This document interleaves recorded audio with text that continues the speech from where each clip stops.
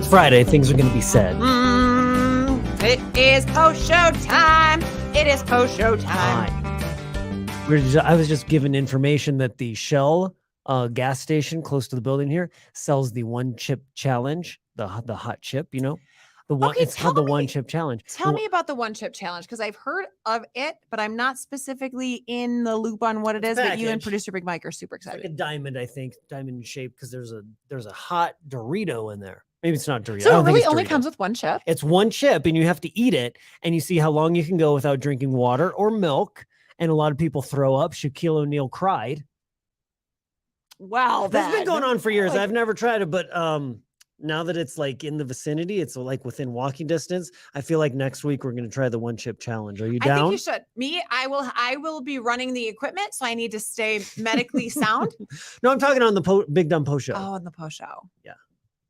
I don't know. That kind of stuff freaks me out, because it's like, what is in it that makes it that hot? Well, and it's always a long haul situation. Like for a couple minutes, your mouth burns, but then a couple hours later, other things will burn as it tries to exit your body. I know what you're saying. No, that's just not like that goes back to when Ian made hot sauce.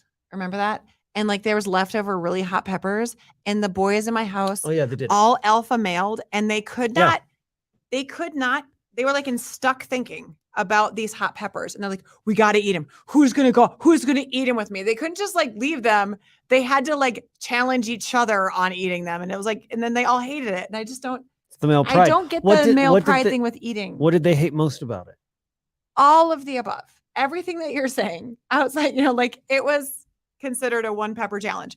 But this chip doesn't come in a bag. It's like presented as one chip in a box. I think you guys should do it. I would like to do it. Do you want to do it like on the show and go live, or do you want to do it post show next week? I'm just going to need a trash can nearby to throw up in. So whatever that. Why? Like, I am surrounded by so many boys. Speaking of which, I'm thinking, oh my God, maybe it's a green chili kind of a weekend. Make some green chili for the football game tomorrow night, because it's gonna be cold and rainy. Yes. Homemade green chili. It's happening. Thank you for the basil, by the way. We're all cooking this weekend. We're all doing our thing. You brought me in just a ton of basil and tomatoes. So I'm doing pesto. I'm bringing that in for the show. That's normal things to do with food. So hopefully, if you want to bring in some green chili, as long as it doesn't, make some sort of bodily functions happen constantly with the show. Okay. I'm game. So the Broncos tomorrow night play the Rams. What are you cooking? What are you going to make? Yes, on my air fryer. It's an air fryer day. I know you think it's garbage, but it's there. If you are going to go garbage food, don't be afraid of your air fryer. Use a garbage machine to cook it. Yes. Says the guy who's willing to shart over a chip on the post show. Okay, yes. Tell me again how. Can I say that? I don't think so, but you did. No, you. But Matthew said we could. Matthew said yes. Green chili. Listen. It's a tropical storm. Harold is rolling through, and if you're going to the game tomorrow night, definitely wear a parka. It's going to be torrential, is what Chris Bianchi's saying from 9 News. Remember last weekend at this very time, we were just so full of life and hope, and we're like, we have Thomas Rhett, and we have Ed Sheeran, and we have it was a Rockies game, Todd Helton, and it was like hot in summer, and now we are already like ready to turn the fireplace on within one day. 24 hours ago, Denver schools were closing because of the heat. I know. Here we are. It should be a fun weekend though to just stay inside and watch the Broncos. Jerry Jeudy won't be playing. I know.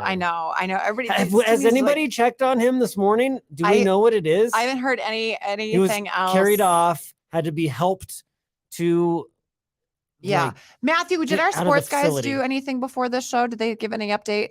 As we're not yet. Okay, so if the sports guys, if Schlereth doesn't know anything, we don't know anything. Go to him first. And I will challenge him on Sean Payton, because he likes the guy a little bit more than I do. Okay, let's get into a couple things on the show today that we talked about. How about the bats? Spooky season is officially kicking off. Today on the show, we discovered, because it was ripped from the headlines, there was like a bat and rabies and all that, whatever. Let's move on to the interesting part of that. Big Mike, our producer, is like, our bat's just like, I've never seen a bat in Highlands Ranch. And we're like, well, I mean, what do you mean you've ever seen one in Highlands Ranch? Like, he's like, I've just never seen a bat. He's never seen a bat in the wild.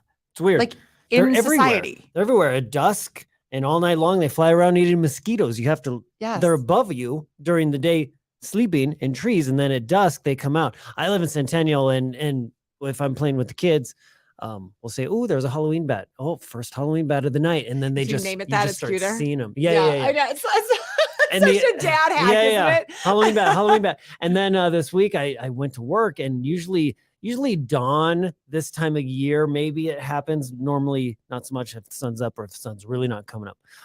But I could see like 30 or 40 over my house. Yes. The fact that he's never seen one, they're like, where have you seen a bat before? In a live one? He's like, well, yeah. And then he goes, in the zoo. So he's never seen one in a cave. He's never seen one hiking. He's never at all seen a bat, which kind of blew our minds because like you said, they are everywhere. And like you just did a cave.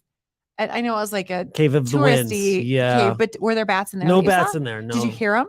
No. They said there were no bats in there. It's just wind. We came up, on one of the cave dives at the cenotes, and you come up and there's like hundreds, if not thousands of bats right above, like as high as this ceiling is here, which is not high. And it was super, super creepy because when they're that much together, they almost move like a wave, it's so gross. Yeah. It's so gross. Bats are super creepy. I love them. I know, but it's time. But so anyway, that lady got bit by a bat. She has doesn't have rabies. She's taking medication, but it's like, she's gonna be fine. She's gonna be fine.